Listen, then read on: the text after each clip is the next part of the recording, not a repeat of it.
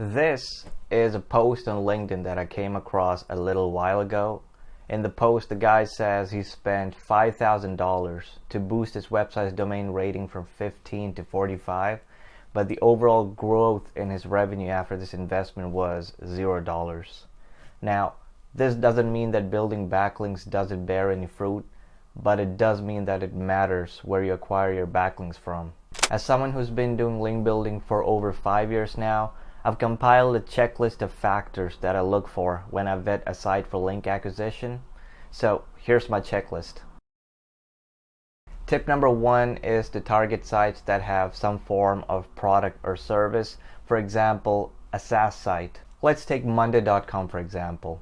As we know, Monday is a project management platform and that's their primary product. Along with that, they also have a blog section on their website. Now let's say you were able to publish a guest post on Monday.com and you acquired a backlink to your client site. Now that backlink would hold significantly more value. And consistently acquiring backlinks from product or service based sites like these is far more likely to improve your organic rankings, which contributes to better AI visibility as well. Now keep in mind, this isn't an easy feat.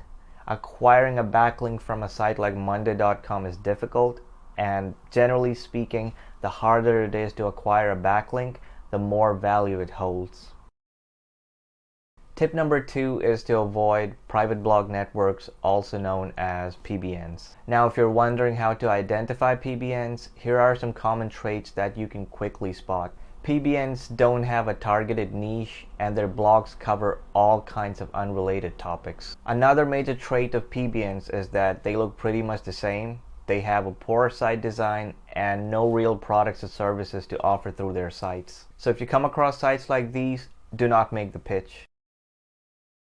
The next thing to look at is the existing backlink profile of the site you're reaching out to. And if you notice a lot of spammy backlinks or 301 redirects from random domains, that's a red flag. Tip number 4 is to check the organic traffic of the site you're reaching out to. And here's my baseline. Any site that I reach out to must have at least 1,000 monthly organic visits. Now, the only exception to this would be local businesses that have a strong backlink profile. The next check is to see whether the site has had a sudden decline in its organic traffic or referring domains. You can use tools like Ahrefs, SEMrush, or SimilarWeb to look this up. And if you would like to investigate what led to the drop, you can use a site like archive.org to get screenshots of the site from the exact time period when the drop happened and figure things out. Here's another check that I perform. I look for any mismatch between a site's backlink profile and its organic traffic. And here's what I mean. This website has 16,000 backlinks, but when you look at its monthly organic traffic, it's only 182. That's typically a red flag, and it's worth taking a closer look at their backlink profile. The next check I make is to look at the organic keywords graph of a site and see if it has had any sudden decline in its keyword ranking. And if you notice any unusual patterns, it's worth looking into before you make a pitch. Another pattern I look for is the ratio between the total number of referring domains and the total number of backlinks a domain has. Here's an example of an unusual pattern.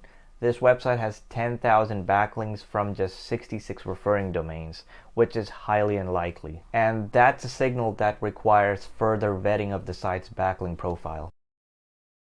And here's the final tip. As search patterns shift toward LLMs and AI-driven searches, it's important to check whether the site you're trying to acquire links from is being cited in these platforms, because that increases your chances of showing up in AI search results. So that's my checklist on how I vet a site when doing SEO outreach.